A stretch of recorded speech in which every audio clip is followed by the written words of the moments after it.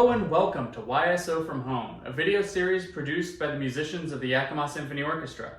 I'm Josh Gianola, Principal Percussion, and today we're going to take a look through the percussion section. We'll take a slightly more in-depth look into some of the most frequently heard instruments, and maybe a couple less frequently, but certainly notable auxiliary instruments. Let's get started.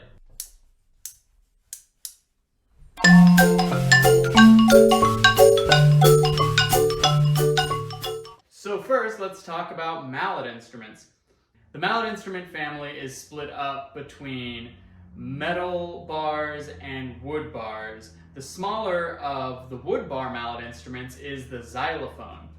The xylophone has bars made of wood. It's 3.5 octaves. If you look here, you'll see that below each bar, the xylophone has what's called resonators, and they help to amplify the sound. These resonators are made of a metal.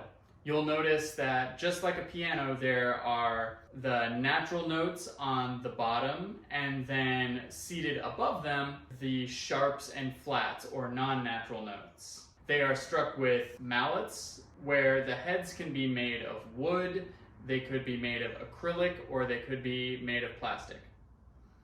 Let's check out this example of Josh Gianola playing the xylophone.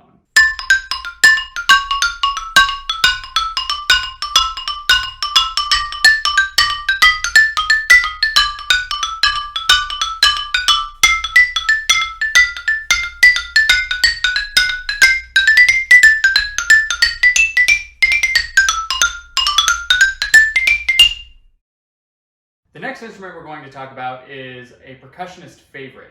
This is the marimba. It is another wood-barred instrument, and these can range between 3 to 4.5 to even 5 octaves. The wood that is used for both the xylophone and the marimba can vary, but the best, highest quality is rosewood, which is what this marimba is made out of. We use yarn-wrapped mallets. Generally on a marimba, you won't strike with any kind of plastic. There are some soft rubber mallets, but generally most marimba mallets are made of yarn. Check out this next video of Josh Gianola playing in the lower range of the marimba, really taking advantage of the deep bass that longer, bigger marimba bars produces.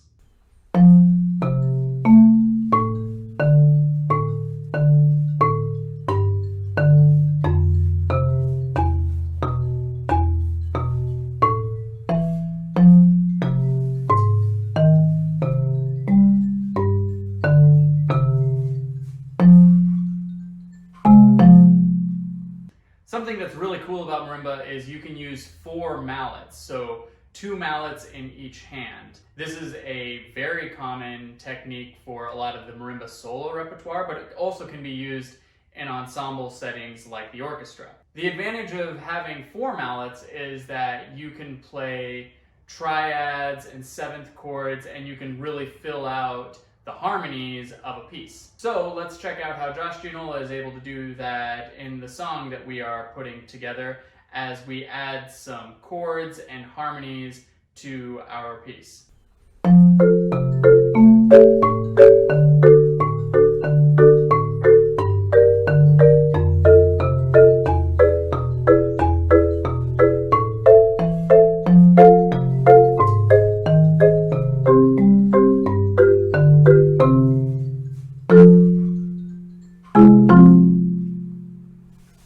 My favorite instrument to play in the orchestra is the drum set. Drum sets can have 2 or 3 surfaces, or they can go on forever adding on tom-toms. The drum set that I play with the Yakima Symphony on stage and that I practice at home with is a 4-piece, meaning that there are 4 drums. There's a bass drum, a snare drum, a high tom, and a low tom. It's not very often that I have to use all of those drums. In fact, most of the work that I do with the symphony is just utilizing the bass drum and the snare drum, and then maybe a cymbal or 2. Let's listen to the drum set first by itself, and then hear how it sounds in context with the band that Josh Gianola is putting together.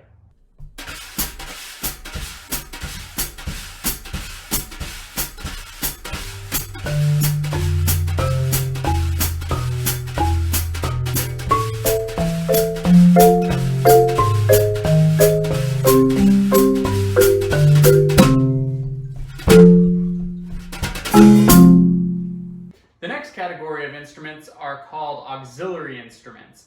These are generally handheld and they're usually added for spice. It's not very often that any of these instruments are featured prominently in a piece, but they'll be in the background to add a different flavor, which means you'll have to rest for a long time for your one moment. The first instrument that we'll talk about is the triangle. There's not a whole lot to say about the triangle other than the fact that it is indeed a triangle.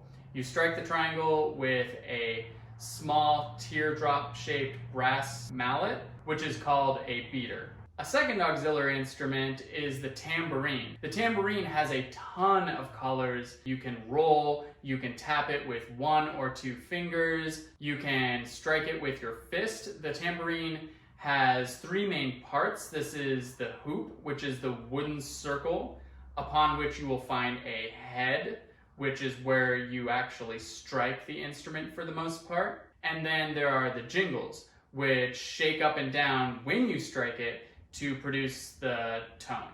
Obviously, no percussion video that I produce would be complete unless I included the cowbell.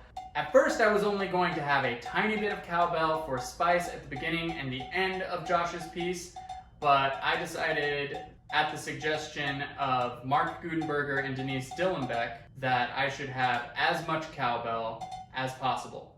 Also, just because I happen to have one, I added a train whistle. A train whistle is, I guess, maybe defined as a percussion instrument. I've also had to play a tin whistle, and even though I'm using my air, somehow percussionists are the people who are going to be asked to play the train whistle. So just because I happen to have one, Josh added a train whistle into the piece. Hopefully you enjoy this short snippet showing off the different instruments of the percussion section.